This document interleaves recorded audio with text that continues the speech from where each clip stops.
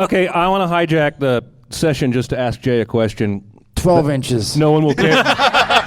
There you go. Welcome to SINCAST, presented by CinemaSins.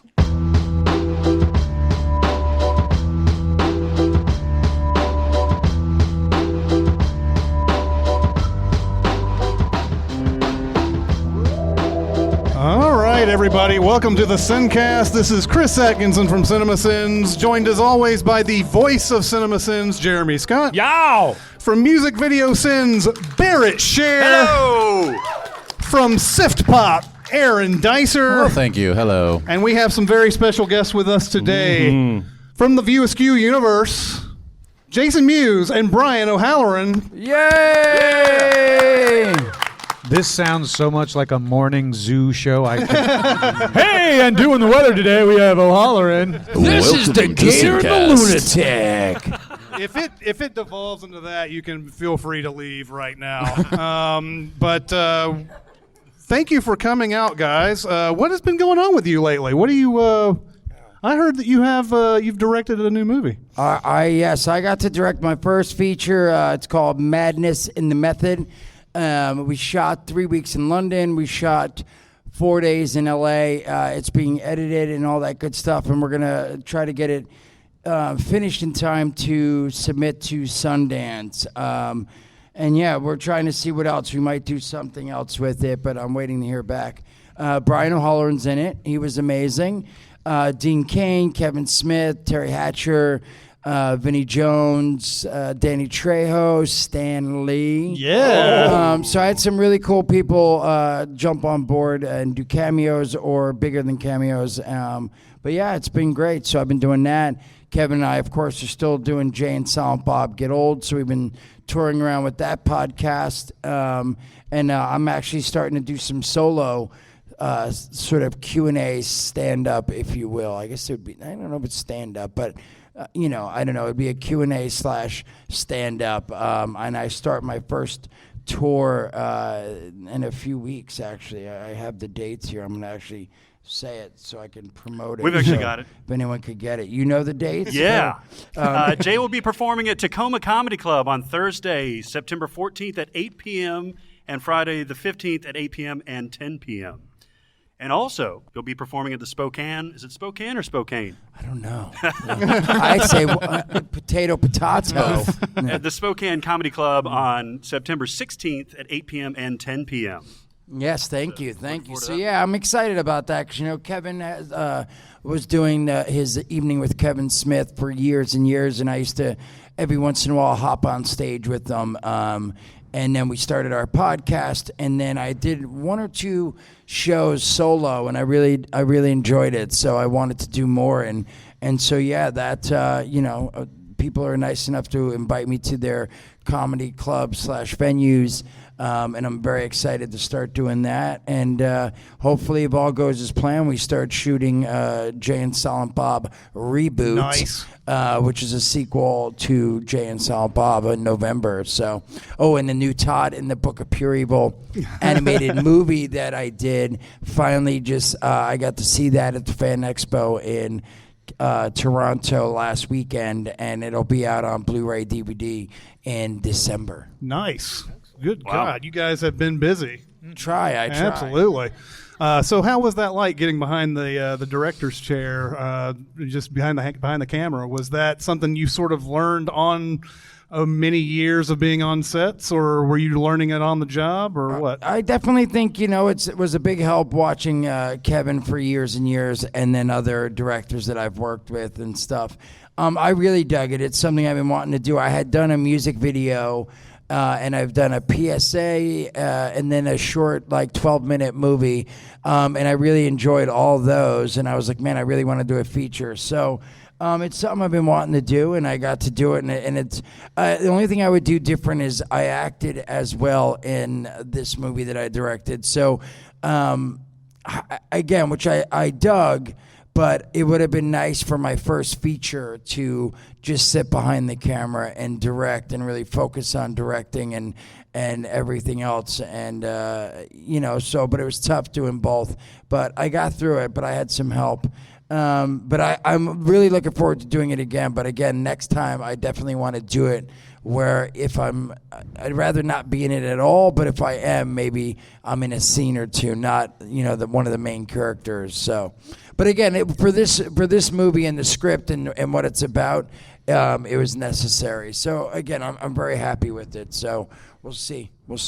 Awesome. Guys, do you have some questions? Sure. What is attractive to you about directing? Like, what do you really like? If you could zone in on like the one thing that draws you to direct instead of be in front of the camera, what do you think that would be? I think ordering people around. Right? No. Nice. Yeah. No, I'm with you. I totally get it. It's for me. It's. I feel like the whole process, like me being able to not just jump in a movie and be told like, all right, blocking is you walk through the door, you say this, you do this. Like I got to be part of like what the what the movie's gonna look like, what the cars look like, what the apartment, like little things like, hey, do you want a picture here or do you want it to be a blank wall or a mirror? Wardrobe and everything. It's really, for me, it was really cool to really put be part of the whole process and really it be my vision and not just going in as a character, as shooting a scene or even being a whole movie where I'm just playing a character and you're focused on that character. I got to be part of the whole process. And, it's definitely fun too to see what I see in my head of a scene and to then see it go even further. Like Brian's scene was like, again, it's honestly, and I'm not just saying that because Brian's here, but I really expected Brian, like I've seen Brian in our movies and I've seen him in a couple of movies he's done outside our movies, and I know he's a great actor, but I thought because it was my movie and he was going to come do the character that he'd come and he'd throw a little bit of screaming and yelling for what the scene called for, and when you see it you'll know what I'm talking about. But he went full on and it was just awesome to see him where I thought he was going to bring his A game, he brought his like A double plus game, and it really blew me away. And so again, I just I don't know, it's cool to be on the other end of that and not just be like, well, I hope I don't step on his line, I hope I don't do this. I actually was like, wow, that's great, and I can't even expect him anything better because it was amazing. And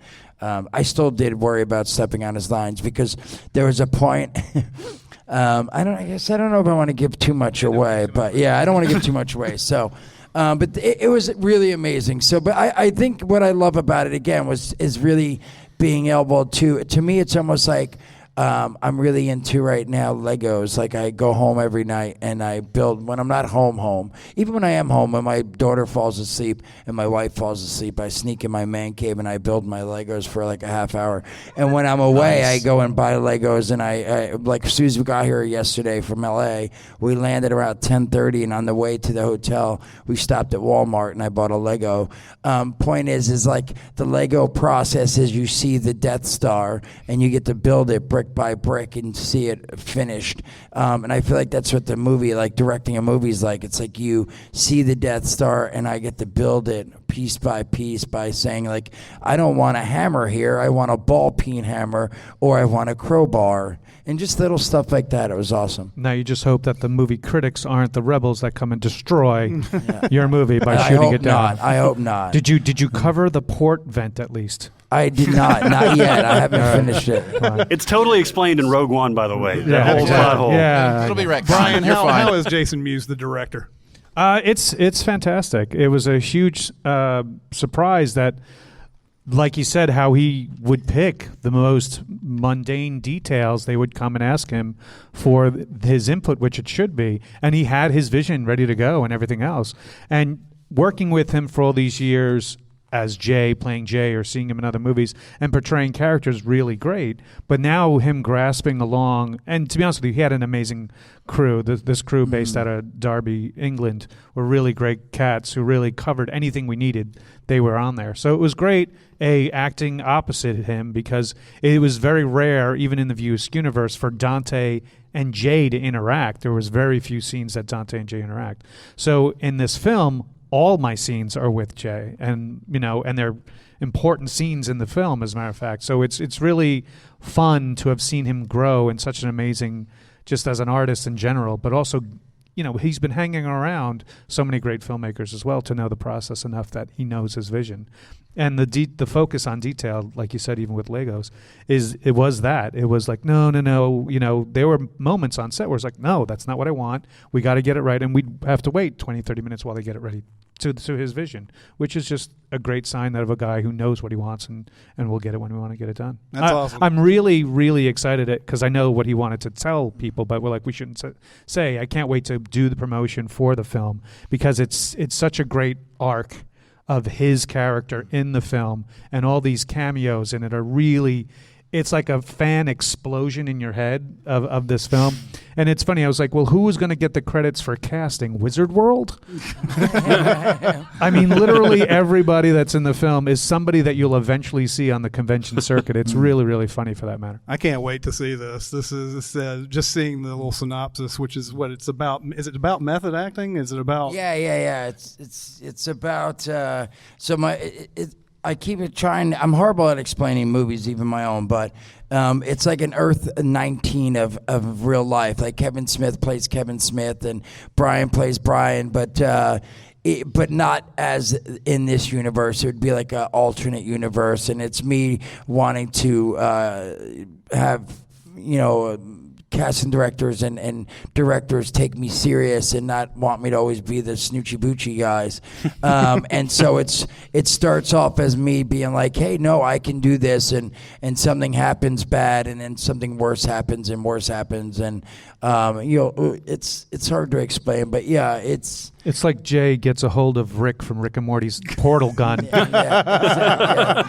It's if you think of it that way, like, well, imagine if Jay and Silent Bob or Kevin and Jay got a hold of Rick's portal gun, and we went to the alternate versions of all of our lives. It's pretty funny, actually. Oh my God, I can't wait to see this, guys. What do you have? How old were you guys when you did Clerks? I was 23. You were 17? I was 17, yeah. Jeez. So you're essentially kids, and that's what you're most known for. Are you good with that? It sounds like with this project, you're trying to kind of break out of that a little bit. I mean, well, I definitely think, again, not that say over the years I've gotten to do other stuff. People, it's been nice. Like I did a movie, K11, with Jules Stewart, who's Kristen Stewart's mom, and that was like a dark drama set in a prison, and I play like a serious sort of darker role, and then I played in a movie, Zombie Hamlet, where I play an actor who plays Hamlet, and they're zombies. So I'm saying I definitely have gotten yeah. You're terrific at explaining movies, by the way. That's great. And so, I played an EMT in a movie Bitten. I've definitely got to play other characters and different roles over the years, but I definitely feel that it always comes back a little bit to the J slapsticky. I would say if I got offered to do 3 movies in a year by studios, like 2 of them will be like, hey, do you want to play the stoner slapsticky funny guy, and one of them's like, hey, do you want to play the EMT? So I mean, don't get me wrong. The cool thing is people have definitely given me opportunities because they felt I could pull off other stuff, but I definitely think it's still somewhat there. So it is what it is. So I was telling my buddy about that in London. I shot a movie with him called Devil's Tower, where again I got to play a different role, but he was like, what would you really want to do? And I was like, well, I really want to direct, but I also want to do like a American Psycho Hannibal Lecter type character. And we sort of went off that, and we started bouncing ideas back and forth. And it definitely didn't go as dark as American Psycho or Hannibal Lecter, but again, an alternate universe of my real life with some crazy murder and such. So it's so weird. Ever since you said it's a Hamlet with like zombies, I'm thinking you're like with a shotgun and you blow someone away. I'm like, poor York, I knew him well. Yeah. Why did you have to get bit, York? Oh, you have to see the movie. It was a lot of fun. It's called Zombie Hamlet. Sally Fields is in it. John Stamos. Is this out yet? Yeah. I think it came out on Netflix or something. It was fun. Again, I play like the actor who comes in and wants to play Hamlet, and I'm like, to be or not to be that. But the production. So in the movie, the production, they're going to make a Hamlet movie, and we're in New Orleans, Baton Rouge, actually. But they run out of money, so they're like, how can we make a cheap version of Hamlet? And so the director in the movie decides, let's do it as a zombie film. Oh. So it's pretty awesome because it was a lot of fun actually. Again, oh God, that's we were hilarious. like on this like old plantation out in Baton Rouge, and I had a blast. John Amos was amazing. Amos, not Stamos. John Amos. I don't know if you know who John Amos is from White like or the black? Beastmaster, the Big difference. black. One yeah, was black. on Good Times, one Yeah, was not. exactly. Yeah. Good Times. Yeah, that John Amos from Good Times, and Sally Fields from Cheers. It was fun. It was good. So check it out if you get a chance. Zombie Hamlet. I've noticed that you guys are in a lot of independent features. You sort of kept that independent spirit alive or whatever. How is it like being on these sets? Is it like living in Oblivion, or is it fun? It depends. I like doing independent films only because it's better writing. It's stories that I feel are darker, more twisted, shit you would never get a chance to do. Plus, let's be honest, I don't get cast in A-list films just in general because why pick me when you could pick whoever, who can actually bring in money. But the filmmakers who want to work, who I like working with, the other thing too is you have usually a lot more input. Like filmmakers, independent filmmakers will trust you. I mean, they've brought you on board because they love what I've done, what we've done before, that they trust. If we say, well, maybe we should try it like this, they'll go, all right, yeah, let's take a take on that. And so, yes, are these films not really seen by wide audiences? Probably not as wide as some Avengers movie, but at the same time, sometimes it's really great characters. Like there was a film we did a while ago in the 2000 called Vulgar that was written, directed, and cast Bryan Johnson, if you know Comic Book Men, and it's a really, really, really dark drama, and it was a role that's really disturbing.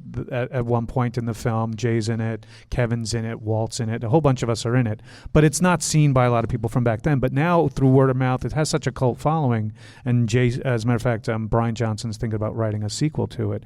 It's those type of films with those type of characters that you won't be screened in a multiplex theater, but it's that type of film like, have you seen this Vulgar film yet? Oh my God, it's sick and disturbing. And that's the kind of work I like doing. I like doing some work that's seriously work that's challenging, that you'll never see again, and it's characters that people enjoy. That's sort of the great thing about Netflix and Amazon Prime and all these things that have been coming out lately, is a lot of this stuff is available, whereas before you would have to look far and wide for something like that. Right, and movies have become cheaper to make. The equipment to rent, the crew to get, things like that, it's becoming cheaper and cheaper to make. The problem is getting people to see it, and that's the thing, is the distribution model has been such an influx in the past 7 years. Like, do you release it through Netflix? Do you release it through Hulu? Do you do an exclusive for Amazon? Because now Amazon's turning out to be the person with the most money to produce stuff for you. But once again, you're making people sit at home and watch it on a TV rather than on a screen with groups of other people. Right. I always get curious when something has become such a part of the cultural landscape like Clerks has.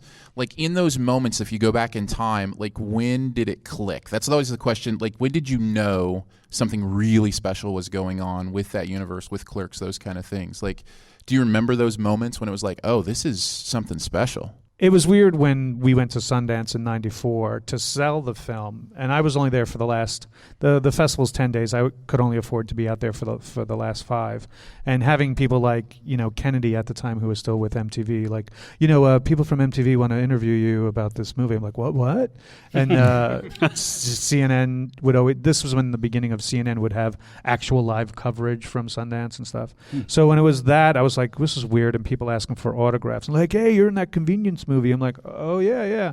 That was the weird part of it. And then even when we worked on Mallrats, and the crew would come up like, holy shit, dude, I loved you in the original Clerks and stuff like that. And it was just kind of weird that, but knowing that Clerks was special was just, I guess, when we finally had the premiere of it in Jersey with all these people that came out for it, it was kind of cool. Did you guys think that movie was even going to get released at one point?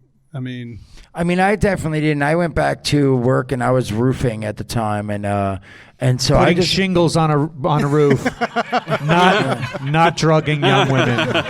Just want to make Extra it clear. syllable in there. Yeah. is there. What is the other? What is it? Roofing? Well, when you roofie someone, you're dropping a Oh, pill. And roofie. I said roofing. I know, but roofing would be the action of roofying. Oh, fair enough. Okay. Right. So, I just So wanna make yeah, sure. Never thought about it that way. so I went back to work, and I didn't think anything about it. I mean, even like it's like we got to watch the movie when it was all finished in RST Video, the video store in the movie. We watched it on this small little monitor on the Avid, and I really thought that was it. Steamback, not even an Avid, not even a computer. Yeah, it's just the Steamback. Avid. It is called Literally where you Steamback. do this. Yeah, with the Scotch tape, with the razor, you cut it and you Scotch tape it. But we watched it, and that was it. I was like, wow, this is the movie's. It's done and it's edited together, and it's really cool how it turned out. And it wasn't till and after even it got sold, there was a party, and Kevin said, oh, it's going to be on a few screens and stuff. And I just remember being like, oh, cool, a few artsy theaters, like a couple people will see it. It really wasn't until after and then we started shooting Mallrats. And that was super exciting because it was studio film and everything. But even after that, I went back to work, but I went back to I started delivering pizza.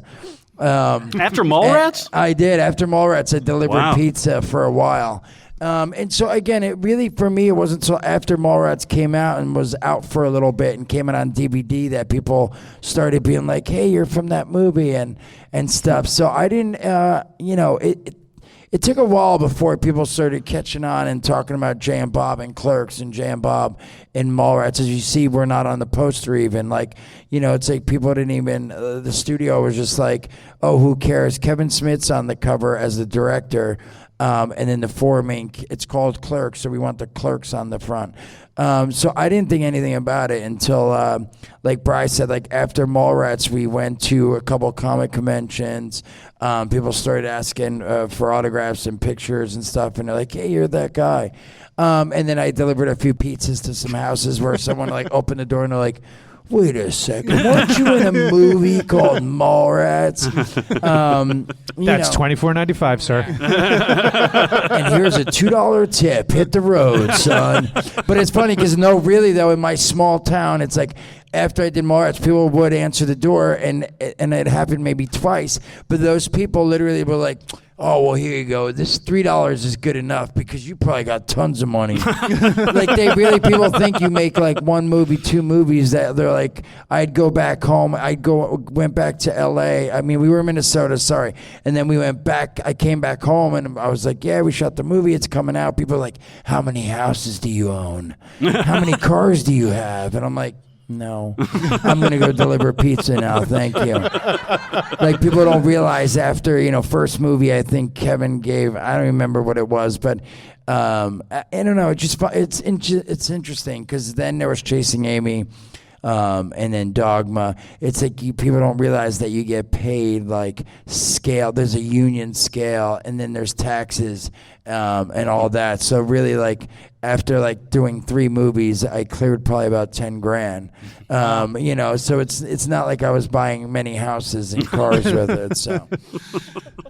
Unless they were Lego houses and cars. Yes, Oh, yes. hey, yeah, So I'm like, I got 6 Lego ships, motherfucker. Okay, I want to hijack the session just to ask Jay a question. 12 inches. No one will care. There you go. No one will care but me, but I'm one of the hosts of the show. So back when The Matrix Reloaded came out, I was managing a movie theater. Okay. And I had this arrangement with a local video game store where sometimes he would give me free video games and I would let his people come watch a movie for free. Awesome. And this guy was like, hey, I like that. my friend knows Jason Mewes from Clerks. Can we bring him? And I'm like, sure, what the hell? Yeah. And you never showed. So my question is... Whoa. First of all, how do you know the dude wasn't lying? No, that's my point. That's my point. Do you think you ever had a friend in Tennessee who owned a video game store? Yes, probably. Case closed. No, let me that's the closure I explain. was It's looking for. interesting. I don't want to say friend, an acquaintance probably, because many years ago, and actually there's a vendor here who owns a toy store, comic book shop, and I ran into him, and he reminded me.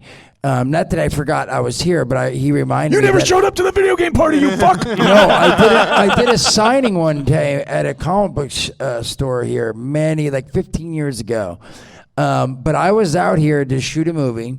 It fell through, and I was really strung out on drugs, oxys and crack and cocaine and such.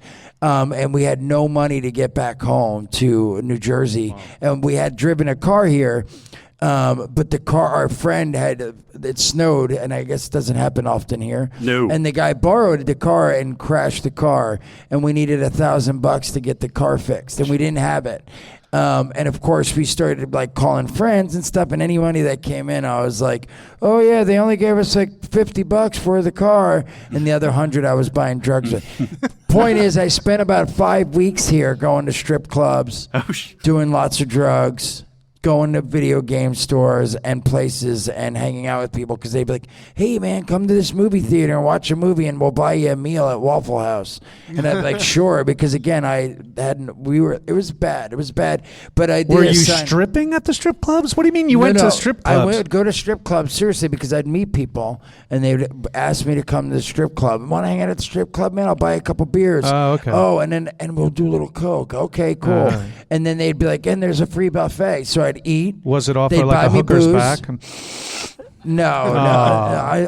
I don't know if anything fun like that happened. I just, honestly, it was a blur, and there's no joke. So I'm not even kidding you. It probably was possible that I hung out with this person maybe a couple times, and I really was maybe going to go to the movie theater, but then it was like movies or crack cocaine. So All right. it was a bad time. So I believe we'll have to stamp that one plausible. Yeah, no, dude, honestly, again. There's a story that I've heard. I believe it was on the Jay and Silent Bob Get Old that Kevin Smith was talking about, that he was worried that you would not be able to get through Dogma. Right? Was that the movie that he was worried about? But then you showed up and just knocked it out of the park. Yeah, Dogma. There was definitely a few movies where towards I would say from Dogma. And then Jay and Bob, both times I had to get sober beforehand. But with Dogma, in the middle, I started using again. But of course, I didn't think anyone knew, but he probably knew. But yeah, and I still did well, though. I memorized the whole script because I was so worried about Alan Rickman, and Kevin tells a story. And also, but I had to sit with. So because Kevin wanted me to get sober beforehand, he was like, "If you want to do this movie, you have to stick with me. You got to live with me, and you can't leave my side." And I literally had to go wherever he went. If he wanted to go to the food store and go food shopping, I had to go with him. He came out, of course, for pre-production for Dogma, which normally, like if you're acting or whatever, you don't have to go out that early. You come like a week before shooting, maybe for rehearsals, wardrobe, and all that stuff. But I came out like 2 months earlier with Kevin, and I had to sit in a hotel while he was in meetings and such. So all I would do is read the script over and over again, because he's like, "Don't mess this up.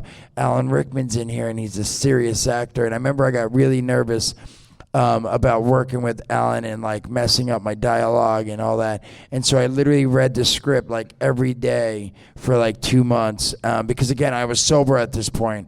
And I didn't have anything to do, but I literally memorized almost the whole script. So, and then in the middle, I met some girl and we started dating. And of course, about a week after hanging out with her, she's like, "I got to stop at my friend's for a minute to grab something." And when I went in, he handed her some coke, and then I was like, "Oh wow, you do coke?" She's like, "Yeah, he has heroin and oxys and this," and I was like, "Uh-oh." And then it was all downhill from there, but not really for the movie. I actually would make it, but there's some bad situations. Kevin got really mad at me. Again, it's funny now to talk about, and we've talked about it on our podcast, and from his perspective, it's much funnier. But he says he remembers like sitting there as director watching Chris Rock's, acting in his delivery and stuff, because the camera was on Chris.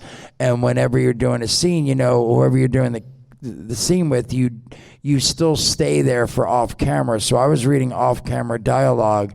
It was me, Linda, Chris, and Kevin at movies. And Chris had a single, shot on him, and he was delivering his dialogue, and we were all doing our off camera. But he had like sort of a little bit of a monologue, and he was talking to Linda. So there was about a 2-minute break in there where I didn't have anything to say, and I was like watching him, and I was really messed up on heroin at this point, and I was like this. Oh no. And all of a sudden, Chris started laughing, and Kevin, as the director, was like, why are you laughing at this part? It's serious. And he looked over. Chris looked over at me and went like that, like, look at him. Kevin looked at me and he was so pissed off at me. He's like, dude, you can't. It's not professional. Like, Chris Rock's came here and he's a professional. He can't be falling asleep while he's doing. So again, at that point, wasn't a good thing. But now it's. I can laugh about telling those stories now. And again, it's better from his perspective because he was actually there to witness it, where I was there to witness it, but I wasn't witnessing it because I was nodding out. So, but again, it was a pretty tough time during that movie and stuff. So, all right. So Brian, you're in the new movie that Jay's directing, but what else have you got coming up that we can hear about? There's a movie that just got released last month called Bad Frank with Tom Sizemore. It's a very, very fucking violent mob movie. So I play a middle-level mob gang member, and that's out now on iTunes and Amazon. There's a TV show called Fireball Run. It's a road rally reality show, road race. They're on season 10. That's airing right now on Amazon Prime. I leave at the end of the month to go up to the upper Midwest to shoot season 11. It's 2,000 miles over 8 days. There's 40 teams. It's pretty cool. And then wait, you're gonna wait. What are you doing? That you have to run? No, drive. It's drive. It's an auto race. Oh, it's an auto race. Holy shit, bro. Yeah. So wait, I can run 2,000 miles. So wait, I'm not Ethiopian, sir. So wait, sorry, you're going to go and you're going to be in the show for season 11 where you have to race these people over miles. 2,000 miles in 8 days, yeah. In 8 days. And they give you, it's kind of like The Amazing Race where they give you tasks on the way, and you get to visit famous kind of location. You got to figure out these riddles to get to famous locations and see incredible things. Oh, that sounds fun. Yeah, it's a Cannonball Run almost. Correct. It's exactly it. It's called Fireball Run. So, oh my gosh. Dude. Yeah, so it's a lot of fun. I'm traveling with the Queen of Versailles group, which is the woman who her and her husband's building the largest residence. Oh, yeah. So I'm part of her team. So that's going on. What else? I'll be doing Wizard World Austin, and we'll both be at Austin and Oklahoma City. And then 2 other scripts that I'm in talks with right now. We should start shooting in November. And I'll be in England at the Isle of Wight Con the middle of November. Damn. You are going to be all over the world. The Isle Right. of Wight. There is a movie that's out now, or that's coming out soon, and it's about the making of Clerks. It's called Shooting Clerks. It's a biopic about Kevin. So there's other actors from the great acting land of Scotland who put this on, Yeah. which was great for them to not have the Scottish accent and yet perform Jersey accents. So there's the cat Chris Bain, who plays Mewes, does an incredible job. There's quite a few people. Chris Downey is the writer-director. He also stars in it as well. It's a really great movie about how Kevin got together with his friends to make the original Clerks.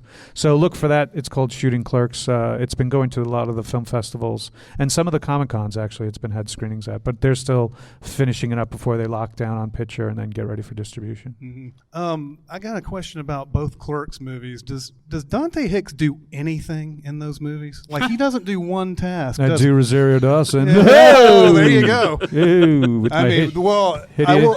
hideous love child. That's awesome. There's a scene where you're watching her dance and the camera's zooming in on you while you watch her dance, and I'm like, that's me every time I see Rosario Dawson. funny behind the scenes point to that. So the camera's on me for that, and as he said, you're supposed to be off camera so that you can deliver lines. Now she's just dancing, but they literally had me at an angle, looking almost straight into the sun, like everybody who got blinded by the eclipse bullshit. Now it's me, and I'm like, can we have a scrim, something? And they kind of had a scrim, but then the one script supervisor, here's a trick: close your eyes, look up at the sun, and then when you open your eyes, the pain of the sun wasn't hit you. I'm like, that's called deadening of the nerves. That's what you're. It's not so much I'm feeling less pain. I've just killed the nerves. So there's, just so you know, that look of love that you think that Dante has, it's me screaming in my head, ow, my eyes. Ow, my eyes. Like, why couldn't we just face the whole scene where I'm looking not at the sun? That was like what I was thinking about. You know, in the first one, it's like, yeah, we get it. You're not supposed to be there today and all that. You get away with all the stuff that you do in the first one. The second one, I guess it's just your last day or something. But it's not so much the last day as much as just like, you know, he's gotten all this shit that's happening to him yet again. And now he finds out just before he's about to leave for Florida, which thank God he didn't, because, well, he'd be fucked this coming weekend. Anyway, too soon? Anyway,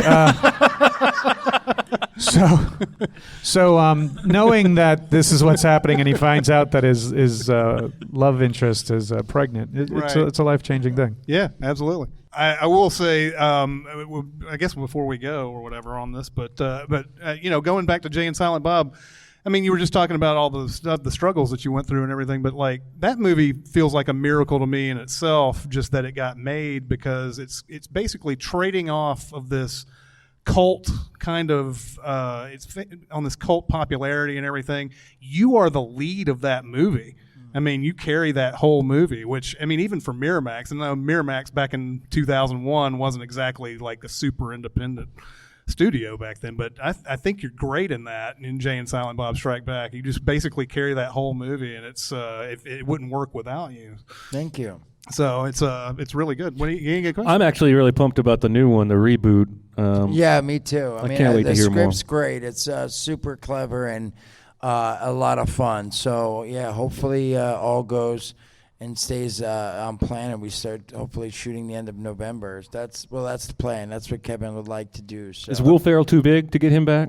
No, I mean, I hope not. I mean, I feel like Kevin's definitely reached out to a bunch of people from the first one, and most of them have responded with that they're totally in. Because again, a lot of the people that are going to be in it from the old one would just be in it like, you know, it would be like a day's work or something like that. So awesome. I hope it sends up that reboot stuff completely, like like, you know. It's fun. It's Kevin making fun of reboots, and like it's Jay and Bob making fun of reboots, and it's done in a really clever, fun way. It's I'm excited about it, honestly. So I hope we get to do it. One thing I wanted to mention, listen to a lot of the Jay and Silent Bob Get Old podcasts, and we're a movie podcast, but we talk a lot about mental health issues. My background's in mental health. And your honesty and forthcoming dialogue about your recovery is fantastic, and it's really great. Hope you keep on doing it. I really appreciate it. Thank you. I think it helps a lot of people. Thank you, guys. Okay, thanks a lot, guys, for I think coming we're going to on let you our guys go podcast. now. Thank you. But please give a warm welcome to these two. Jason, goodbye. Thank you. Welcome and goodbye. Thanks for coming out. Everybody, remember, Jay will be performing at Tacoma Comedy Club on Thursday, September 14th at 8 p.m. and Friday, the 15th at 8 p.m. and 10 p.m. and at the Spokane. I'm going to decide on Spokane. The Spokane Comedy Club on September 16th at 8 p.m. and 10 p.m. Thank you guys so much. Thank you. Thank you, guys. So today we're at Wizard World. We're at Wizard World in Nashville, Tennessee, That's our right. hometown. That's Nashville, right, baby. Tennessee. There are still seats available. If That's you're right. listening on Monday, we come are on down. obviously not popular. Can you hear us in the back? Can you hear us in the back? But today we're going to be talking about nerds. Nerds. We're going to be talking about movie nerds. Good ones, not bad ones. Yes, absolutely. Like not the 1980s Revenge of the Nerds, like law breaking. No, yeah, actually, yeah. I was actually, when we came up with this topic, I was like, can we include? No, we can't include them. Nope. The laws that they break, just get them away. You can't include them. So who wants to kick us off on movie nerds? How about our guest, Aaron Dicer, who Let's we haven't do it. even acknowledged yet? Oh, Aaron hi, Dicer Aaron. from How are Sip you? Pop. He was introduced. Oh, okay. Yeah. My name was said. That's enough. Dick. Sorry. So my understanding is we're talking about like lovable nerds in movies and that kind of Yeah. stuff.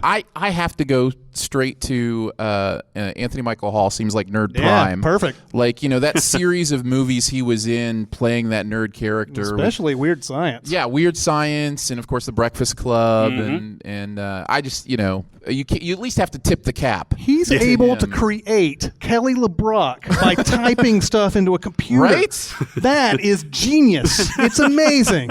Yes. Yeah, Doesn't the other guy do most of the work though? probably. I mean, they're both Yeah. nerds. Let's not, Yeah. draw unnecessary I mean, lines. I but- just think it's exciting that they can just they had 3D printing technology way back then in the 80s where they could just, get a lightning bolt or whatever and get a Kelly LeBrock just comes out of your printer. I just It's remember amazing. there was a shower at some point. That's in Weird There was a Science. shower. Yeah, there was Indeed. a shower. It was hard I to remember miss. that. and a Ferrari. There was. That's a good one though. Yeah, it's a very good one. The first one I thought of was Justin Long in Galaxy Quest. Yeah, Yes. it's a good one. Yeah. Justin Long is pretty good at playing lovable nerds in general. And I one time breathed the same air as him. Ooh. Yes. How special am I? If you guys want to touch my shirt later. How close do you have to be to someone to breathe the same? Like, technically, aren't we all breathing the Oh, same Lord, air? help Like, us, I'm Aaron. just. I don't think we need to break it down. No, I like, just wanted, I was probably 10 feet from him. Okay, there you go. So, I had some of his carbon dioxide in my oxygen. Or what have you. You got a little your carbon carbon dioxide in we my exchanged oxygen. a lot more than oxygen that You night. got your oxygen in my carbon dioxide. So in Galaxy Quest, the reason I love his character so much is that he's exactly what a Star Trek nerd should be, in the sense that he is so pure in his love of the property that even though he drives Tim Allen crazy when he's like asking him that question early on about the technical details he still just drops all that immediately when he finds out it's real and that he can help because he's got the blueprints down below for the chompers or what have Yeah.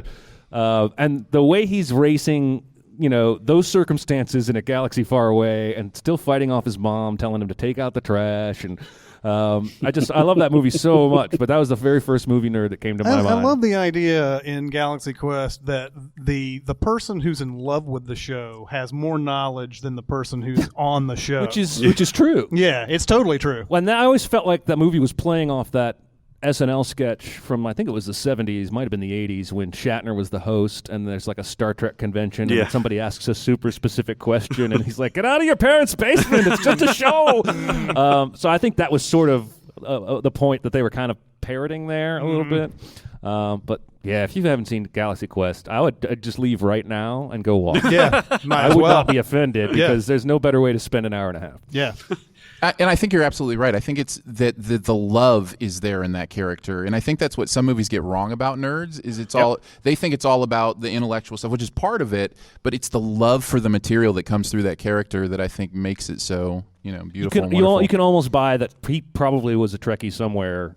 Right, In his yeah, life yeah, in real life, yeah. and just tapped into that. Yeah. When I was thinking about nerds, I don't know how you guys made it through high school, but if you're isolated in high school in particular, you kind of develop with your friends, your close friends, like your own lexicon, right? Like your own way of communicating. And somebody outside of that circle is completely foreign. They don't know what the hell you're saying. And I think a good example of that is Evan and Seth in Superbad. Oh, yeah. Because while they're not traditionally like nerds, they're on the fringe of their society. They don't really do anything. They don't really play any sports except for, Michael Cera kicking the soccer ball around for a second. But I think that's in PE.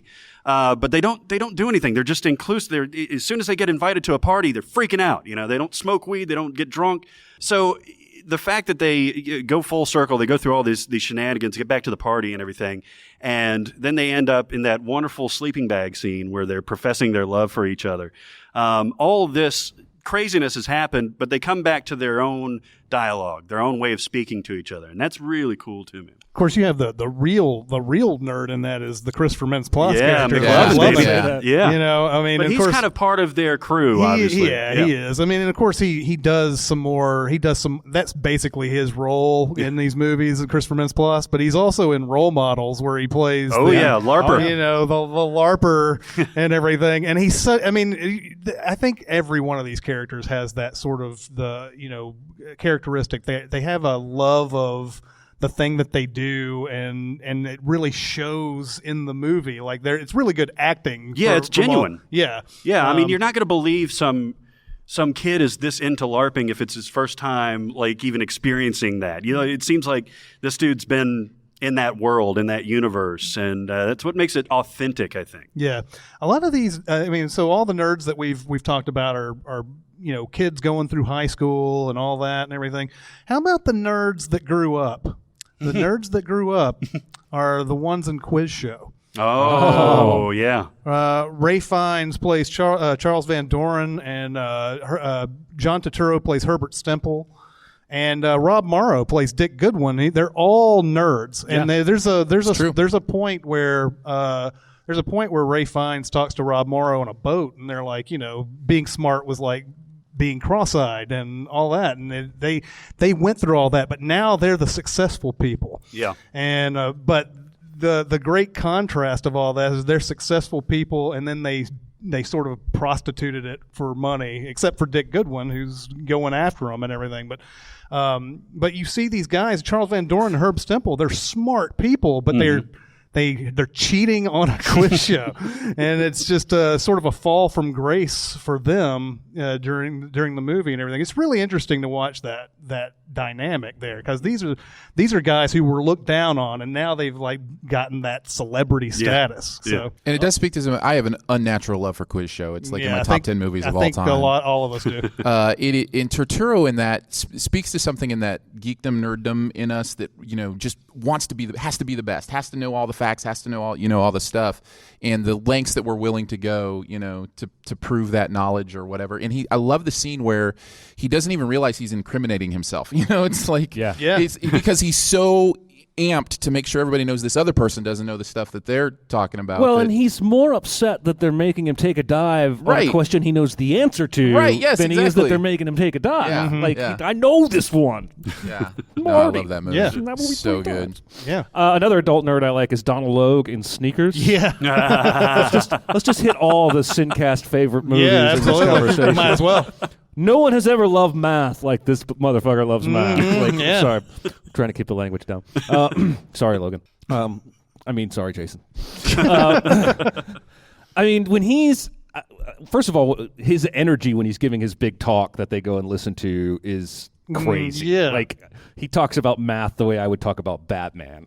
But then it cuts from there right to, like, some reception, and he's, like, holding court at, like, the cocktail bar or whatever, and he's just, like, still spouting off all it sounds like he's romantic about math. Yeah. And I've always loved that about him, because I feel like the movie isn't making him a villain. He's created something that can be used for a lot of evil by governments, and that's why it's trying to be stolen, but I don't know that he created it for that. I think he created it because it was a math solution, and to him that's poetry. He is kind of stupid for going out and saying all this stuff in front of a whole bunch of people, and like people aren't going to be able to figure out he's already figured out the problem and everything. He's really dumb for doing that, but you're right, because when he's doing that little thing in front of all the people and everything, he's just like, no one has been able to find out these projections yet. But it's like he's trying to, he's like reading,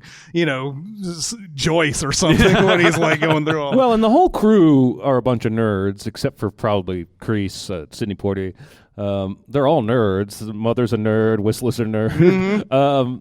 And I love how the movie shows there are different kinds of intelligence, right? Because Redford's character is clearly smart. He couldn't have avoided detection from the government for this long, been in surveillance, started his own business, but he's too dumb to understand the math and has to take Liz with him. And I love the way the movie's, nerd intelligence complements each other. You get all the fun stuff. Why does Hollywood like math nerds so much?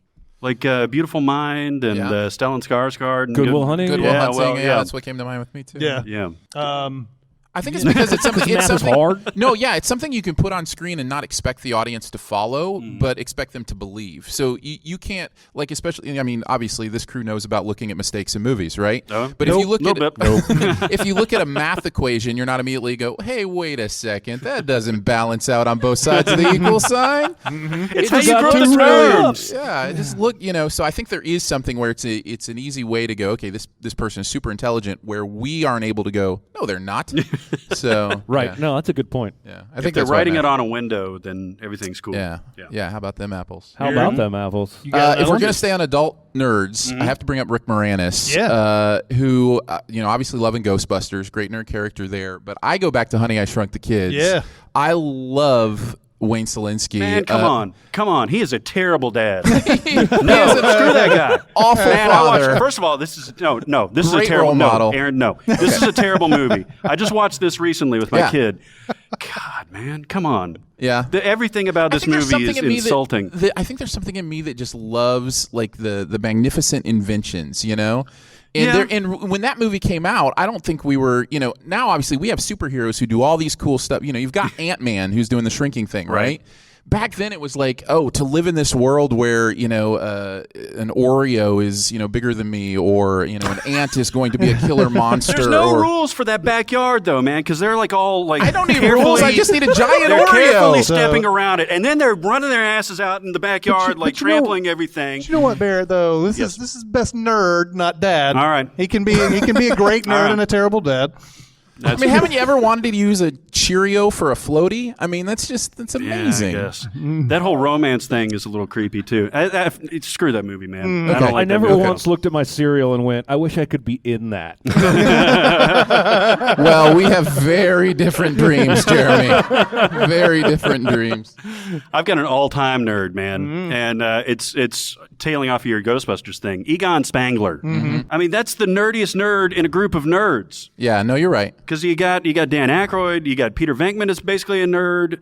Everybody, maybe not Winston, but everybody else is a nerd in that. But he's super nerd. Yeah. No, that's a good point. That is a good point. Mm-hmm. Yeah. Don't cross the streams. I love. We were just talking about this, by the way. Wasn't that because when they say like they get in the ballroom and he's like, "Don't look at the trap. Don't look at the trap." And then who is it? It's Egon that says, "I looked at the trap, Ray," and nothing happens to him. It's like looking at the sun. Nothing happens to him. By the way, that's the reason why I feel like the original Ghostbusters is better than the remake. So because they make those guys nerds. Yeah. Those guys are smart about what they do. And we know that in the remake of Ghostbusters, these women are smart, but they're not nerds. It doesn't really. show them It's smarting. Kate McKinnon's the closest to it, So, that's the reason why I think there's a stark contrast in where they derive their comedy in those movies. It's not bad because it's female. It's Right. bad because it's bad. Right, yeah. If you had made those male characters the same way, they would have been But I'll tell you right now, the Lord of the Flies all-female thing is bad because it's female. I'll go on the record because that story is not that. Oh God. Because it's about testosterone. Because the whole point of the story is about it's about the male, masculinity. it's about Just go make your own original Chicks Get Stranded movie. Jesus. I've seen that movie on Cinemax. I was gonna say there's probably one too many. Well, don't think they're not going to make this all titillating and everything too. Ripped cargo shorts and coconut bras. Wasn't that in the first one? Yes. All right, let's rescue this a little bit. Let's actually go with like awesome female nerds that are in movies, and I'll bring Hermione up right away. Yeah. There you go. She's kind of sass, though. I don't like her talk back. Well, that's fine. Yeah. I think she's the glue of that whole crew. Like I really, She definitely is. I feel like Hermione is the one that really makes that trio work, If and I it- think a lot of yeah. it's because of her nerddom. If a lot it's of it's, not for her, those guys wouldn't do shit. that's what I'm saying. Yeah, yeah, exactly. All dead is right, correct. But yeah, you're right, absolutely, and they need her for sure. And I think Jeremy and I are both on the record as to why isn't she the main hero of the story? Yeah. Like why isn't she the one that's like conjuring the spells and just killing Voldemort? Right, yeah. Like I read this old ancient text. All we have to do is say the words and he's dead. There's another adult nerd that I love, and it's Judah Friedlander playing Toby Rattleoff in American Splendor. Oh, nice. He is dead on to what that guy actually sounds like in real life. And I don't know if a lot of people in this room have seen American Splendor. You should go and watch it. Yes. I didn't even know that was Judah Friedlander for the longest time because he wasn't famous when this movie came out, but I just found out afterwards, after I'd seen him in 30 Rock and all this other stuff. But he's so good in it, and I love his little breakdown of going to see Revenge of the Nerds and everything. You know, he's like they're finally going to come out with a movie where the people who are spit upon are getting back at everybody. You know, all that. But he has that big, huge breakdown of Revenge of the Nerds, and he's like, "Yeah, man, this is an empowering movie for all of us." You know, just his performance in that is great, and just every time he shows up, he's got this, you know, just this weird way about him where he's, you know, he's like where Harvey Picard, Paul Giamatti comes up to him in his car and he's like, hey, and he's like, no, you cannot have my White Castle hamburgers. You know, it's like he didn't even ask, you know, stuff like that. He's like, well, can I at least have a fry or something? He's like, okay, you can have two, you know, that type of thing. The research that they did in that movie, because Giamatti sounds exactly like Harvey Picard. Oh, yeah. I mean, Harvey Picard has a very distinguishable voice. If you ever watch any of the Late Show clips or that kind of thing. And he just nails it. And Judah Friedlander does the same thing. It's awesome. That's a good movie. Yeah. I gotta give Mark Watney some love from The Martian. Oh. And even in the book, I think he's even nerdier than he is in the movie because he makes all these math references. One of the first times a book has made me laugh out loud in a long time, and was that book, because he'll say something like, I can't do this because Pythagoras is a dick. And he's when it comes to botany and science and space and math, he's an uber nerd. And honestly, it's the only reason he survives is because of that stuff. And that's why he's giving that speech at the very end. Might as well be called a "Be a Nerd" speech. Basically, like, if you want to survive, you have to solve all kinds of problems, and it's going to take a lot of work. All the people on that mission are amazing nerds. Yeah, I was going to say, and not to contradict you because you're absolutely right, but I think the nerd character in that movie is probably Donald Glover's character. Like, Certainly. he's the one that's kind of pointed to, you know, there's the social awkwardness and that kind of stuff. So, which is another, you know, great. You should hang up the phone right now. Exactly. I know how to save Mark Watney. I love that movie. I'm going to watch a little bit of it later when I get home. Nice. I'm not even joking. It'll be on. Everybody's reaction to him when he's using like the pencil to show, you know, the things or whatever, and he's just pulling things. That's a great scene. It is a great scene, but it's very much like Interstellar when he's explaining basic interplanetary travel to the head of NASA. Right, yeah, exactly. And to like all these people who know 10 times more than he does, but because the audience needs a visual about what a flyby around Earth would be or a slingshot, the movie gives it. It's just like Interstellar where they bend the paper to explain to Matthew McConaughey how relativity works. And I'm like, he knows that. He's not stupid. He's a freaking engineer. We got more nerds? Sure. Yeah. What about Data from Goonies? You know, when I was reading your response, and I saw Data, and I immediately went to Star Trek. I know. But you're right; he's great in Goonies, and again, it's the inventor thing for me. I love somebody who like has crazy inventions. Well, and they end up being useful, even though most of them are incredibly stupid. Data from Star Trek qualify as a nerd? That's another good question. I don't know if an android could qualify as a nerd. No, he certainly can. Yeah, you've got nerdy androids, and you got David from Prometheus. Well, and Data has a cat, and he's like, well, that's an automatic nerd then. Yeah, he's got a cat. Absolutely. I'm saying. Anyway, Goonies. You're talking. Yeah. Anyway, Goonies. I really enjoy that character in Goonies, and I love. I think a lot of times movies today use the comedic sidekick as just its own separate, almost, you know, archetype, instead of understanding how that character works in a whole team situation. That's not true of every movie, but that's one of the things I loved about Goonies is you really got a sense of the community of those guys, and Data was a part of that. He was an archetype. He was, you know, that, but it all had to do with how they related and how, and like you said, how the, you know, plot works out and that kind of thing. It just wasn't a geek or nerd for nerd's sake, you know. It was part of the whole thing. Yeah. I've got a little bit of a cheat because I'm going to lump 3 characters together in American Beauty: Lester, Ricky, and Jane. You can't do that. All right. I mean, I could go on all day about this movie because I just watched it recently again, and that ending is really, really more suspect than I remember it being, you know? But all 3 of those guys are on the fringe of society, right? Jane is friends with the popular girl, but I guess just as a legacy, basically, because she's certainly not popular herself. And Lester is this sad sack and everything that's good at his job, but kind of obviously gets into trouble and changes his whole life. And then Ricky, of course, is this hyper-intelligent drug dealer, weird video-obsessed dude that's also on the fringes of society. So all of those characters really are kind of butt up against something like the Annette Bening character, the Peter Gallagher character, who are just at least successful in their own minds, and Mina Suvari too. And so I think they would qualify as nerds to me, and they certainly make it compelling. Get questions about the ending, though. Yeah, I mean, nerd can mean outcast. I mean, that's sort of what a lot of times they mean in these movies. You guys know we're not looking down on nerds, right? Like we're talking about people like us that we love, right? Like that's coming across in the discussion, right? If there were more of you, I would be able to tell by your response. We're seeing some nodding, some people who are plotting our deaths, and at least 2 people asleep. I want to talk about Seth Green in in The Italian Job,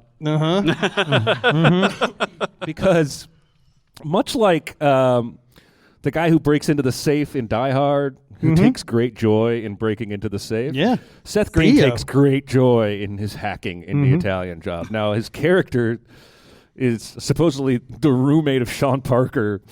Sean Parker? Yeah. Yeah. So he claims he created Napster, and Sean Parker stole it while he was sleeping. And so the whole movie, he calls himself the real Napster. And there's this moment where he hacks into the L.A.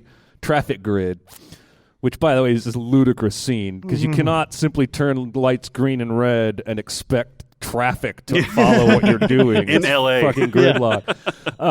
But he's sitting in the airport on like a baggage claim thing on this mobile computer typing in, and once he finishes hacking, you hear him saying as he's typing, "You'll never hack the real Napster." And it cuts to like the headquarters, and somehow he's hacked like every TV has one of those words on it all the way. He hacked their display in addition to their computer system, but he's like giggling like a little kid who just got a BB-8 toy or something. He's so into it.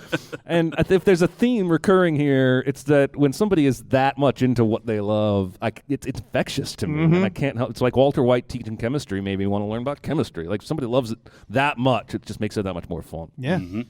Well, we're at Wizard World, so I'm going to have to bring up Peter Parker. Of course. Oh, yeah, baby. Who is, I don't know, do we forget that he's a nerd sometimes? Depends on which movie we're I was going to say, Yeah. depends on which actor. I think I think at least in the Tobey Maguire versions, he's brilliant to the point of like, he's well beyond his years and everything. He doesn't quite make it to class, so everybody thinks he's kind of he's lazy and all that. But the guy knows everything he needs to know. Essentially, I don't even think this guy needs to go to college. Yeah. I mean, he's got all the knowledge he needs. I mean, the guy can make anything he wants. But Peter Parker, man. I mean, that's to me that's the quintessential comic book character, a person who's always been looked down upon, and he gets these powers that make him more than what people perceive him to be and everything. So Does it show him nerding a lot in Homecoming? I mean, he's on like the quiz team bowl and everything. Yeah. I mean, isn't that okay? I loved Spider-Man: Homecoming. Don't get me wrong, but isn't that like that most cliche way these days to show that your character is like some kind of a nerd? Yep. Ever since Mean Girls and the Mathletes or what have you, it feels like a lot of movies do this. Oh, we want you to know he's somewhat outcast, so he's smart. and he's about to enter a math competition or whatever he is in that one. It seems to always be sort of a go-to for sure.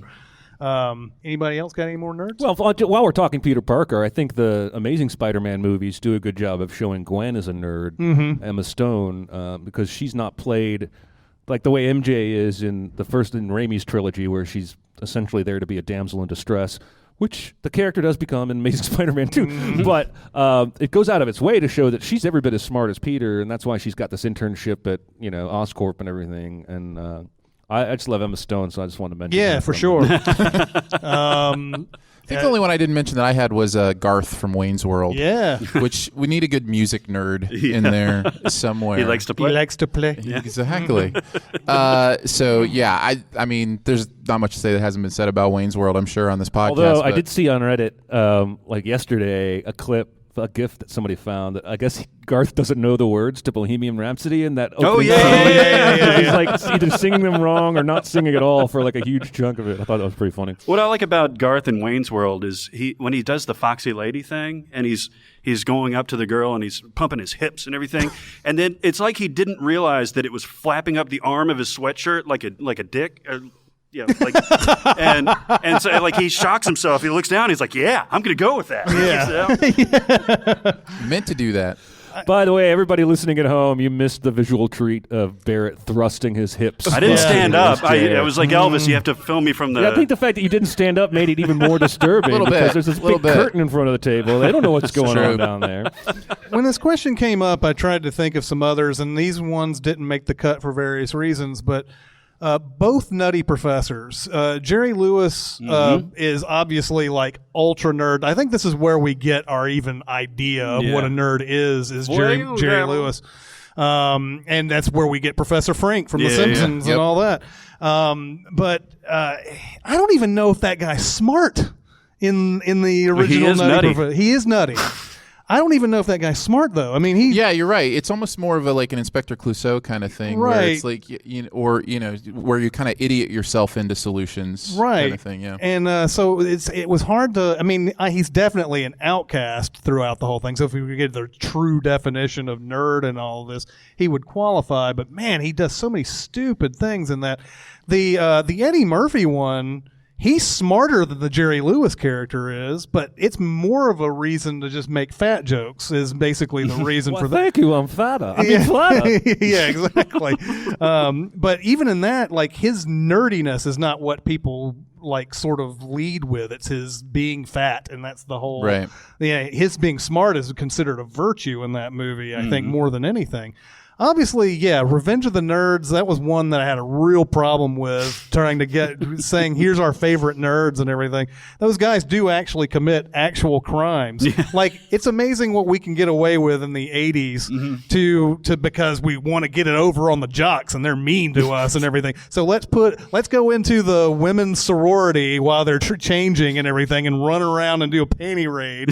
And let's install cameras inside their sorority, which by the way, after they spend all night just watching them, I guess undressing and then sleeping, I guess they're watching them sleep the whole night. I mean, it's never heard from again that those cameras are always there. So I guess they're like constantly just referring to them. They're still there. Yeah, they're still there to this day. They're there, and I mean, there's a lot of stuff. There's a point in there where the guy pretends to be that girl's boyfriend, and like because he's proficient, which is insane. This guy's a virgin. He's because he's proficient. She's like, oh well, now I'm in love with you. Never mind the fact that you tricked me into thinking you were my boyfriend. So it was kind of a hard movie to kind of like bring up for. But it did give us that great Simpsons episode where we get that clip from all the time in the video. Oh yeah, it does. Yeah, Homer saying nerd. Yeah, this bra bomb better work, nerdlinger. Hi. All right, so are we ready for some questions? Let's do it, baby. Question. I got something to say. I want the truth. I am listening. Lovely. I saw some of the ones you guys were writing. I'm not going to name names. I could, because I literally know like half the people in this room. But I saw some of these. Somebody says most unrealistic nerd, Hugh Jackman and Swordfish. That's a great one. Oh, Chris and I were talking about Swordfish on the way over here. Actually, why? Because it's terrible. Yes, I agree. And we were talking about Halle Berry actually, and obviously Swordfish came up. So anyway, yeah, I agree with that, Michael Bishop. Thank you. Frank Kemp says, anyone have a theory on how Theo and Die Hard got mixed up with a bunch of Germans? Now, that's interesting. Yeah, it is a good question. Well, I just happened to mention him and they're going to ask a question about him. I have a feeling that the kind of safe-cracking skills needed for that heist are not common.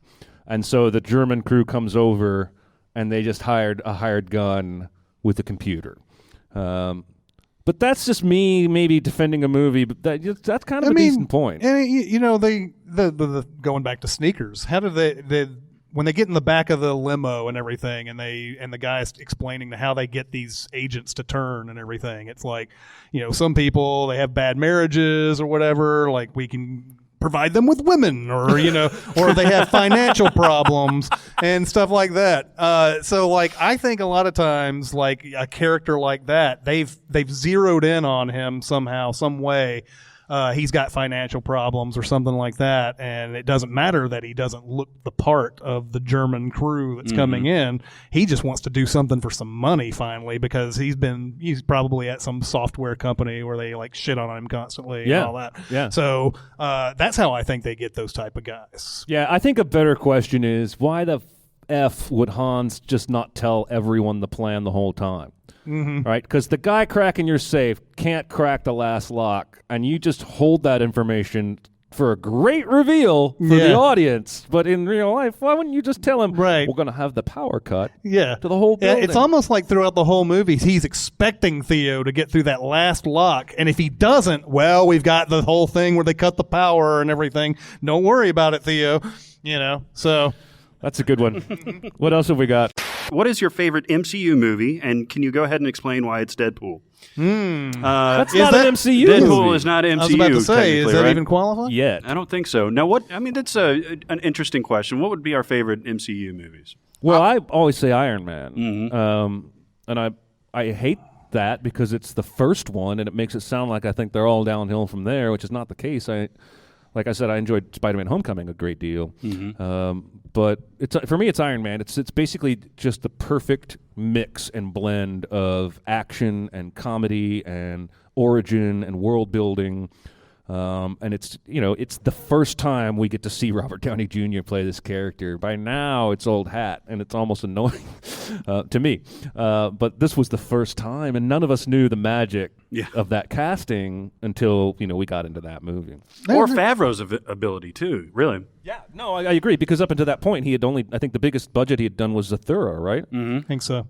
Yeah. I'm the exact same. There's something to be said for the surprise of something when it comes out. Like, I did not think this was going to be good when I first saw the trailers for it. I was like, who cares about Iron Man? That's really what I was sitting there thinking. And then it came out, and I watched it, and I was like, man, this is really good. I'm really excited about all of this. I do think it has sort of, you do have that less surprise thing that has seeped into all these other movies. I thought The Avengers was fun. I thought it was more fun towards the end than it was during any other part, and I feel like that's what a lot of people hold on to with The Avengers when they watch it. And I don't have any problem with people who like Winter Soldier and everything. But I still don't get that movie being great. But yeah, there's something to that surprise element of that first one. And you don't ever get it again. What do you like better, Civil War or Winter Soldier? God, right? Do I have to choose? It's Civil War. I think that's easy. I mean, for me. Interesting. Now, I'm not probably these people out here think Winter Soldier is the Godfather, and that's totally fair. I know I'm in the minority there, but I think there's more fun in Civil War. Yeah, there's definitely more fun. I still say you could switch Tony and Steve Rogers' sides and have the same freaking movie. Yep. But whatever. My choices were already both dismissed by Chris. So no, Captain America has a really special place in my heart, and I actually like the first Avenger better than either of those two later movies. The introduction of that character was really special, but I'll go with the Avengers. You like skinny? Yeah, I do. Chris Evans? I love. There's just something really pure about that movie, about the story in that movie that really appeals to me. But I just cannot match, like you talk about, Chris, the giddiness of that second half of the Avengers. I remember sitting in the theater and just being like, I cannot believe they pulled this off. I cannot believe how much fun I'm having watching these characters that all had their own movies. Well, not all of them, but most of them had their own movies, and they pulled it off, bringing them all together. There was just something euphoric about that experience that I know shades my memory of how good the actual movie is, but it was an experience for me. Well, again, I agree with Chris and you. I think the last hour of the Avengers is pure fun and joy for comic book fans. I think it makes us gloss over the first hour, which is kind of boring. And I think we have lost that magic in subsequent films where they're teaming up and fighting against and together. The joy is gone for me in that. But maybe it's because I already saw it. Maybe it's because I only get to have that once. I don't know. But anyway, Iron Man is better than Captain America. Password, Iron Man sucks. Yeah. Okay, we got another one that is nice because we're broadcasting from Nashville right here. Which movie shows the best or worst representation of people from the South? For him, all of them. Now this says Steel Magnolias equals good and Deliverance equals bad. Now that's a good choice. We agree. Yeah, that's good. Can I just jump right off the bat and say, because I know you guys haven't seen it, Logan Lucky actually really impressed me with its take on Southern culture and Southern people, because it's very easy to go very redneck on that stuff. And I live in the Ozarks, like I live in that area, and there was such a respect, I thought, with not being false about the culture, but at the same time really respecting the culture. So I never felt like those characters were looked down upon. They were just, this is who they are. So I like Adam Driver's performance in that, and Channing Tatum's as well, although not quite as much as Driver's, I thought really captured kind of that Southern feel. So did you all ever see Justified with Timothy Olyphant? A little bit. I thought that did a really good job of capturing sort of the redneck, podunk Kentucky area. It was Kentucky, right? Yeah, but it still showed off so much intelligence on the part of, like, even the uneducated characters, who were usually the bad guys, were still really freaking smart. Just it was more of a Kentucky mountain smart than it was, book smart or what have you. And one of the things I liked the most about that show was the world building there. It really felt like I was in rural Kentucky. I don't know why that came to my head, but that was one. And then Hell or High Water for Texas. That's way south, but it's so freaking Texan. Yeah. I mean, through and through. The dialogue, the images, the cinematography, the dust. It's just, the movie is Texas. There's even somebody in the movie that says, what could be more Texas than that? Right? The worst, I always felt like, there was it seemed like every week in the mid 2000s there was some sort of redneck horror movie coming out. Yeah. And it was like Hills Have Eyes, Wrong Turn, these type of movies. The Descent, I believe, is even like maybe in North Carolina or something like that. Oh yeah. I'm not sure where all these are, but I just called them redneck horror because it's just, in the backwoods somewhere, and it's always somebody who's just like, And I started to feel that a little bit just being from the South. Like all these movies that would take place, these horror movies that would take place in the South, they would always be these guys who are just backwoods guys who you got to fear those guys because they're from the South, right? They're monsters, sure, but let's look into the subtext, okay? Yeah. The best, just coming off the top of my head, and this is probably not my best answer, but The Rainmaker. Oh, nice, yeah. It's a shot in Memphis, and Matt Damon even says, like, I went to Austin P and all this other type of stuff, and Matt Damon obviously doesn't sound like he's really from Tennessee or anything, but he's from Harvard Square. Right, exactly. But a lot of the people in there, like, you have the judge Danny Glover, who's a really good judge and everything. He's a fair judge, and it's not like one of those like, you get out of my courtroom, blah blah blah blah blah. I declare, and do that foghorn leghorn crap that we see from a lot of judges. My Cousin Vinny is another one that I think kind of does that. So I throw a shout out to Oh Brother Where Art Thou too. That's kind of Southern culture in there. Okay. I love that movie so much. I mean, that's taking the South and not making it a caricature. It's making it a character. I didn't mean that to sound like a catchphrase, but it's being set in the South because it's famously it's the Odyssey, right? Yeah. Set in the South, and having that context, the roots and the landscape, and obviously the music and things like that. You got a lot of rich stuff to draw from.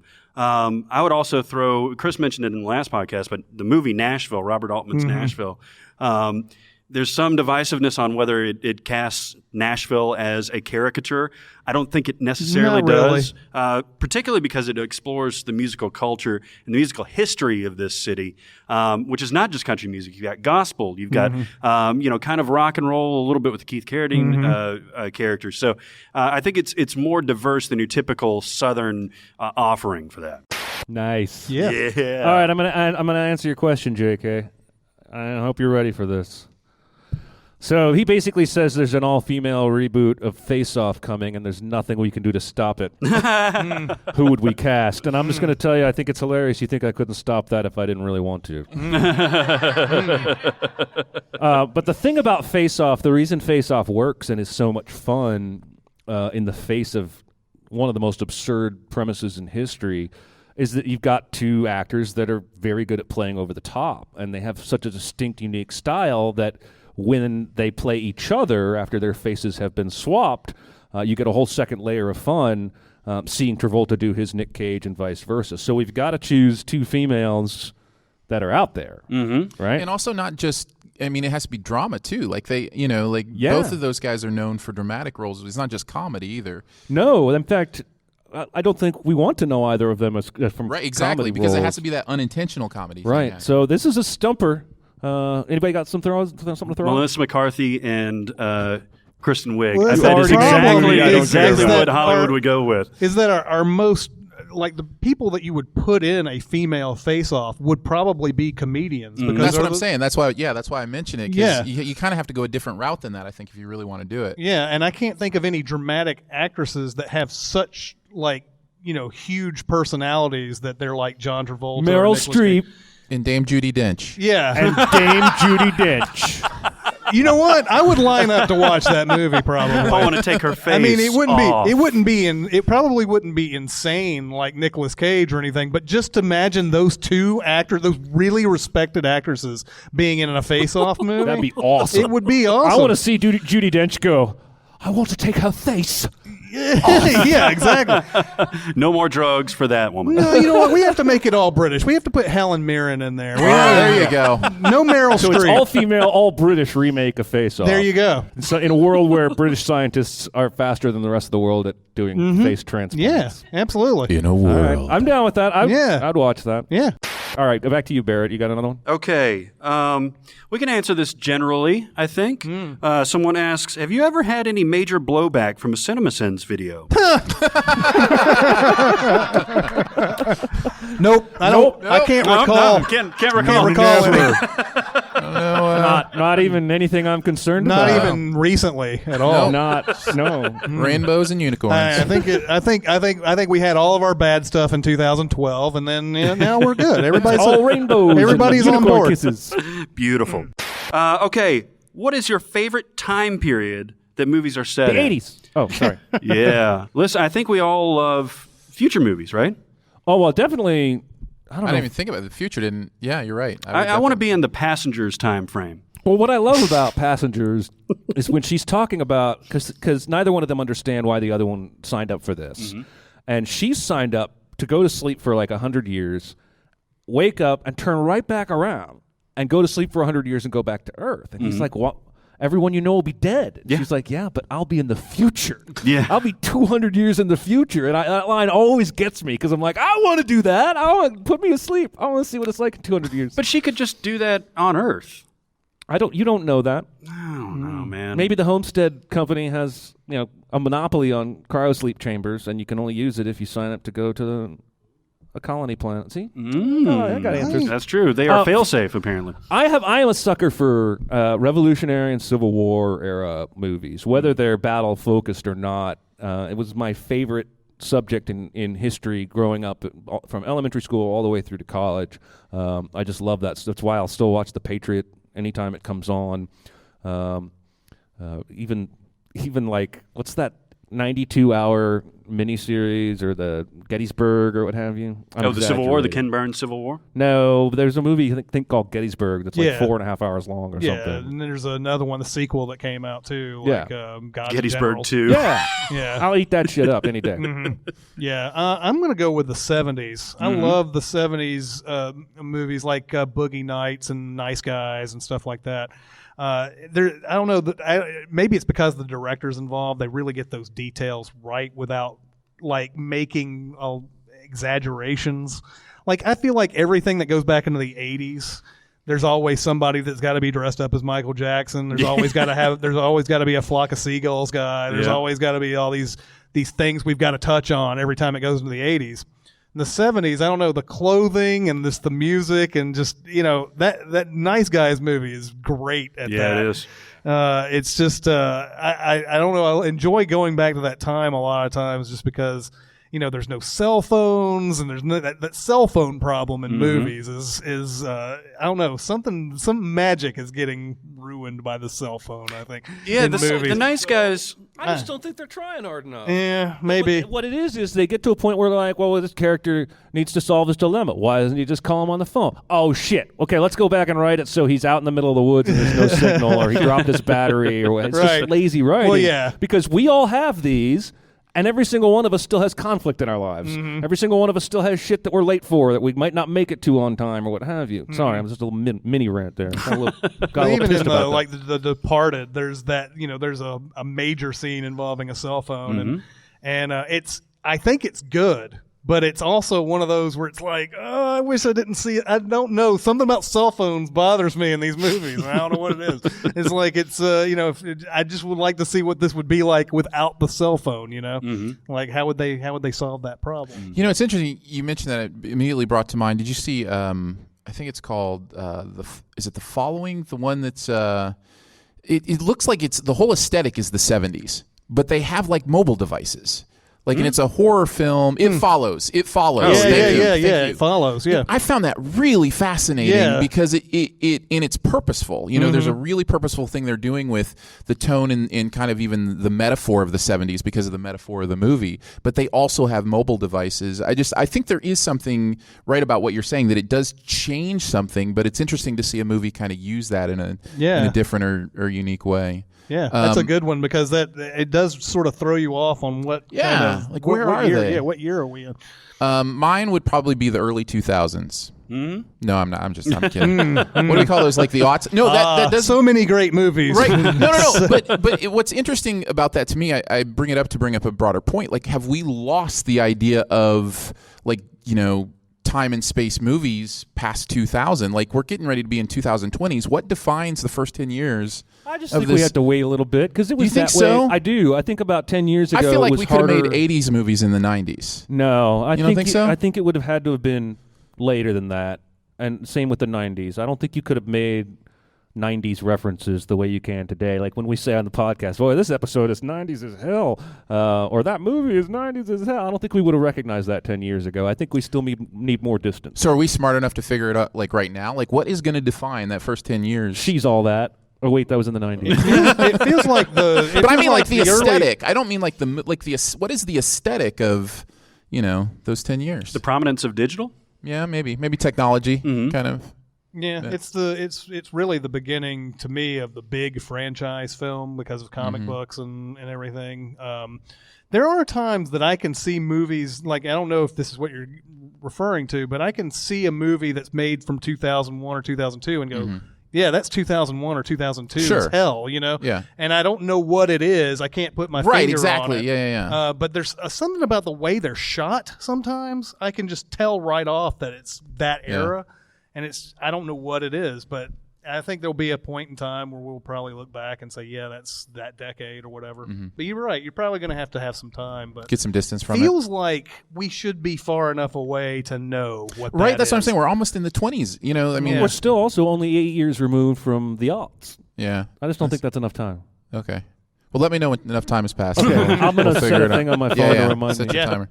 I do like when you mentioned the 80s. The 80s certainly do have a feel, but if you get the 80s right, like Stranger Things, where it's not the Flock of Seagulls guy or the Michael Jackson guy, and perfectly curated music is important to me. Sing Street is another example of this, to where the guy actually goes through different phases and different genres in his journey and everything. If you get that right, I think that can really, it's almost like an extension of the 70s aesthetic, where you really feel like you're right there. And I think that's cool. Yeah, that's but a good it's one. few and far between, though. Yeah. Okay, well, that'll do it for the SINCAST this week. Where are we putting people? Where are we sending people? Putting people. Where are we We're putting taking them and we're putting them in places. Yes, we're actually making a Facebook community page where everybody can log on and comment on each other, do your likes and all that stuff. It should be a little bit easier to work with than SoundCloud, because if you do get a reply on SoundCloud comment, it doesn't always come to you. So, look for that. That's going to be coming in the next week or so. Keep going to SoundCloud. Go to iTunes and subscribe, please. Tell your friends. Hope you guys enjoyed this our first live SINCAST. Yeah. And probably the only one. Yeah. Thank you. Thank you very much for coming out. That'll do it for this week at Wizard World in Nashville, That's Tennessee. right. This is Chris Atkins and Jeremy Scott, Barrett, Sharon, Aaron Dicer. We'll see you next time. Thanks for listening. Comment on our episodes on our SoundCloud page. Check us out on YouTube, Twitter, Facebook, and Reddit. And be sure to visit CinemaSins.com.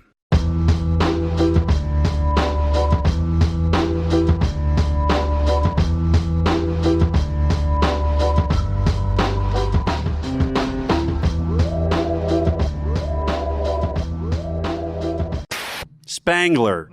Spokane? Yes, Spokane. Okay. I don't know. It's all right. We'll fix it in post. Yeah, exactly. Yeah, you guys get the raw, uncut stuff. Everybody. That's my funny voice. Yeah, come on. These mics are too directional to pick you up anyway, but thank you. That was a joke. That was a mic joke for all you audiophiles out there. Mike joke. Thanks, guys. You guys, it really means a lot that you were here. I really Yes. appreciate it. And we are having a good time.